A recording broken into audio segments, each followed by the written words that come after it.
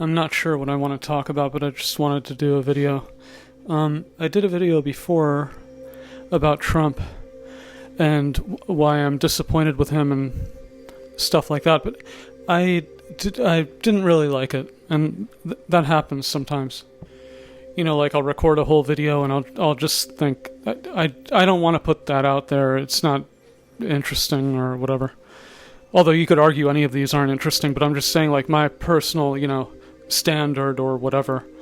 I was talking about the immigration stuff, and the other thing about it was that, when you put everything on YouTube, as far as the algorithm, if you put something up to date, that's involving a current event or relatively current, like even up to a week ago, I think, like, it's going to boost you. But I wasn't talking about whatever I wasn't talking about what he recently said, apparently, talking about Israel shouldn't bomb Lebanon, and then Mark Levin got upset. And, I just don't even know why we're listening to certain people. But I'm very happy that, people aren't listening to Ben Shapiro. I don't care what, I don't know, I don't like Ben Shapiro, so in a way it's sort of, I don't care what he says anyway, because even if he says something that I think is interesting or I agree with him, like, I don't care. And I don't like, my boss really likes to watch Ben Shapiro because he's a good debater. I don't like you're watching debate, I don't really like, I just don't like watching that type of, like, you're owning somebody or whatever. Like, somebody got destroyed in a debate. Meanwhile, the truth is the truth, and who cares if you debated someone and you quote unquote won? That's what's always bothered me about debate. But he said that he likes, I think it might be called the Whatever Podcast. I'm not sure. But it's something where this intensely douchey guy will bring in these, like idiots, basically, and then, like, debate them or say, he's conservative and they're all liberal, and then he's saying, like, well, how can a man be a woman if he can't have a child or something? And it's stuff like that, and it's just like, I don't care what he's saying because he's a douche, and that's all that really scans to me. And the people that he's debating with all seem like morons, and they're almost equally unlikable. So it's like, I'm not going to watch that shit. But so anyway, I got that job that I was applying for, and again, like with so many other things, it's really kind of a mixed thing for me. To be going back to the same place, it's not really a step forward. I mean, it is in the sense that it's kind of like I have to do this. I can't really stay at the job that I have right now. But, I'm going to be going back into retail, and I don't even really know, except for the guy that interviewed me, who I'm going to be working with. And I kind of got the job already when I did the interview. Even when he called me, to be honest, he sounded like he wanted to hire me, and which is good, But the thing is, like, I haven't said anything to my boss yet, and he. But anyway, so yeah, the point is, like, so I what was I going to say? I'm getting distracted because I'm thinking, like, well, what if he knows about my YouTube channel? But, like, even if he did, he would know what I was talking about from before anyway. Which doesn't really make sense. But, yeah, all 10 of my subscribers. But yeah, so what I was going to say is, like, the guy that I was talking to basically told me more or less, like, go ahead and tell your boss that you're putting your 2 weeks in, or however long it's going to be. But I didn't say anything because I was like, well, I don't know. I had to get up super early the other day to get a drug test because they close for whatever reason. These drug testing places they're open like really early and then until like 2 p.m. or something like that. So I had to go before work. I was zombified for the whole day until I got home and took a nap. But I didn't want to say anything until I got that drug test back, because I wasn't. See, this is what I'm talking about with being neurotic. Like, I thought that I would pass the test. Why wouldn't I? But I had like a couple beers a couple nights before. And I was like, oh no, is that somehow in the drug test? Even though I knew that it wasn't. Then I'm asking ChatGPT and stuff like that. And then I asked the guy that I had an interview with, somewhat embarrassingly, but I said, can I take a Benadryl tonight? That makes me look like a baby or something. But like, I'm worried that somehow the Benadryl, and to be honest, it has some basis in reality, because most people listening to this probably know that if you eat a poppy seed bagel, it can interfere. It can give a false positive, apparently, for heroin, which is weird to me. So that's what I was concerned about, really. Not even so much like not passing the test per se, but like that it would somehow come up flagged in some way. Partly because I take Klonopin. And then I was telling someone else that, and she said, you might have to like fill something out, but I didn't have to fill anything. So then I was thinking like, oh, well, I didn't tell them that I take Klonopin. What if that shows up in the drug test? That type of thing. And when I went there, everyone was very dour and just like a kind of a negative vibe. And I thought, why is everyone so gloomy? And, but then so I signed in or whatever, and the woman was really unpleasant. And I just thought, you need a different job if you're this angry all day. Like, I don't even know what she was so upset about. But she tells me, put all your belongings in here. And I put them in this weird, like, chest thing on the floor. And meanwhile, I'm thinking, like, okay, well, what if I had, like, a really thin vial of piss in my pants? And you're not patting me down or what? Like, how do you really know? And I'm taking the piss in the bathroom. So, like, you really don't know. And so, but, so then I give her the pee, and then she transfers it from, like, and then I tell her, like, because I think I had taken a piss like that morning or something, which really wasn't very smart of me, but then I started to drink water, But the point is, like, there was so little that I was thinking, like, I don't know if that's enough, because it's not to the line that she told me that it has to be at. And so then I tell her, like, she's transferring the piss from one cup to, like, a vial-looking thing. And I told her, like, is that enough pee? And she said, yes, it is, don't worry. Like, very, sort of, what's the word? Just sort of blunt and businesslike and unpleasant. And then she's telling me, like, okay, sign your name here. And then I start to move the mouse, like, to say accept or whatever. And she said, no, don't do that. So, like, in other words, literally all I was supposed to do was sign my name and then not do anything. But anyway, so, like, I signed my name, and then she's telling me, now look at your specimen or whatever. You're responsible for looking at your specimen. And I'm thinking, like, that's what she told me. So I did this like 8 or 9 years ago. That's the last time I had a drug test, and it wasn't like this before. So I don't know, like, I just feel like everything generally just sort of degrades over time. For people to be treated this way for basically no reason. And I don't want to be dramatic. Like, she didn't do anything wrong or bad or anything, but she was very unpleasant. And you're being treated like a sort of like a potential criminal, And the last time I did it, I don't remember anyone telling me any kind of like cockamamie shit about I have to look at my specimen. Like, because in other words, she was doing something with the computer. And I'm supposed to like look at it and I guess make sure no one steals it and switches it out with their piss. I think. And I think I even told her, partly because she was being a bitch.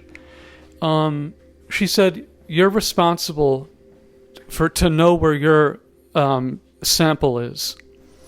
And I said, I feel like that's you guys' job.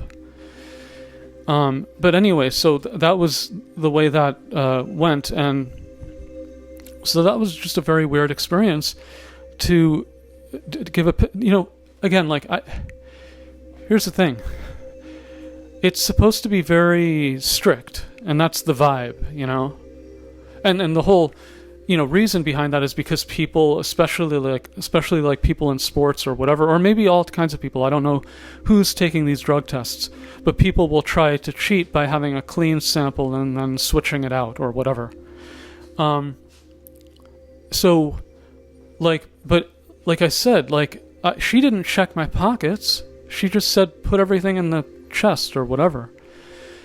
And so like I could have, it sounds silly, but like it's really kind of true. Like I could have had a sample of piss on me and then done that while I was in the bathroom, so the whole thing was kind of strange to me. But yeah, anyway, the important thing is that, so I did that, and I think some of the depression is going to subside a little bit. Again, like I said, I don't really know who I'm going to be working with, but I do like this person that interviewed me. And somebody else basically told me that she thought I would like him. I've worked with a lot of different types of people. So I guess it's not even retail, it's just workplaces in general, but I've worked long enough to know that you meet people that really, it's their big kick in the day or whatever to make someone else feel small. I'm not that type of person, but there are those types of people. Whatever. But yeah, so now I have to tell my boss, and I don't really know. I thought maybe I'd tell him today, but I thought, no, I don't want to, because he's not going to be happy about it. I don't think. I mean, maybe, maybe he'll pretend to be sad, but inside he's going to be like, really, stoked about it. I don't know, but yeah, I decided I'm just going to let him have Friday, and then I'll tell him tomorrow probably. But the important thing is, like, I kept going with the apartment applications, and I was doing it on Facebook because I had forgotten that I had done this before in 2020 when I had to move. And it didn't really turn out very well because so many places, none of them were actual apartments. They were all like houses and, people like renting out a room in their house. And so many of these, I don't know, like I've said this before, but like Long Island, like a lot of Long Island has like sort of an HOA mentality. Again, like I just don't really feel that I belong here, and I don't. I mean, in a cosmic sense, obviously I do because I'm here. But, I don't feel that I belong. But anyway, so I don't know the degree to which... I know when I did it in 2020, it's so basically 6 years ago, right around this time, the places that I was looking at were real, but I would go to them and there were a couple problems, To be honest, I'm getting my memory a little bit mixed up right now because I can't remember if it's when I had to leave my house and I was basically getting kicked out, or if it's when I was in the group home and then I was trying to get out of there, But that happened with a few.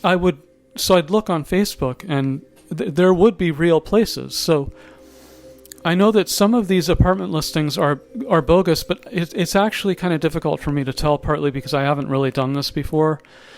I think, I've seen a lot of weird names, and to me that's like a little bit of a tip-off. Like a name that looks Indian or Middle Eastern or something. And I'm not saying anything about a person who would have that name, but I'm saying, like, when I see that, to me that's sort of a red flag. Not that, just in the sense of like, oh, is it fake, But yeah, so one night I just decided, I'm just gonna like respond to everyone that fits within my criterion, or criteria, and which is basically a certain price range, and that the place basically be in Manhattan. And like I said, like I've sort of complained about Manhattan and what's going on there with the wealth disparity and the prices of apartments or the rents and stuff like that. But at the same time, I'm very aware that you can sort of make things work. So I put in my numbers, or whatever the acceptable numbers to me, and then I was seeing what came up. And like I said, it wasn't clear to me what was fake or not. But I put out a bunch of, like, I think I replied to 6 of them. And 2 people, I think. No, 3 people got back to me. And one of them said she was in talks, which, again, I don't even know what that means. It could mean it's a scam, and she realized that I was a real person, or it's some weird fake thing, and it's like, I'm going to respond to you, but it's really just like a red herring or a fake. It's fake. And she said she's in talks, but it might be like that doesn't mean anything, and she's just basically saying, I don't want to talk to you. Then somebody else said, you have to send me. Are you still interested? And give me your name and give me your email and your phone number. And then I was like, okay, wait. Like, is giving my phone number a problem? I don't think it is. But so anyway, then I asked ChatGPT, and the funny thing is, like, I really don't even need to do that. Like, I'm not, my mom sort of brought me up to, and I don't want to blame her for this because it's my natural proclivity, I think. So it would have kind of been taking place either way. But I grew up in the city, and she was constantly afraid that something would get stolen from me, or that I would get mugged and stuff like this. And just very little confidence in me as a person who could just sort of take care of himself. And no, it's not a good thing, really, to instill into somebody. I'm thinking about the movie The Aviator with Leonardo DiCaprio. And in the movie, whatever the, Playboy aviator guy's name, he's famous, but I can't remember his name right now. But anyway, so his mother was telling him, you have to be very careful. Howard Hughes, yeah. Now be careful, Howie. You can't make sure you wash your hands, and you might get a bug, or you don't want to catch cold or get germs. And it was clear that it was sort of foreshadowing, and I don't know in real life what happened, but the movie was making it very clear that her mother instilled this into him, and it partially created his later problems, which doesn't really make sense because you can't get OCD from someone telling you something like that, I don't think. But I just remember that happened in that movie.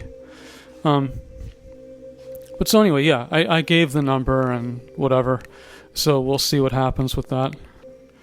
Yeah, I guess I really didn't have very much to talk about. I mean, I do, but I don't really care about Donald Trump and him telling Benjamin Netanyahu not to bomb Lebanon.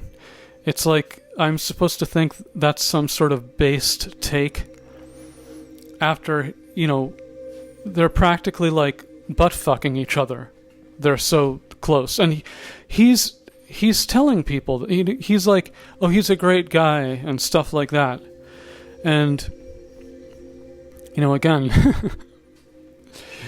if you want to ask the question of why anti-Semitism is on the rise, like, it's not really that mysterious. When you have Israel and they're kind of like acting like the United States is supposed to, I don't know, do their bidding or something. And then you have Donald Trump, and he seems more than happy to oblige. So, yeah, thanks for listening.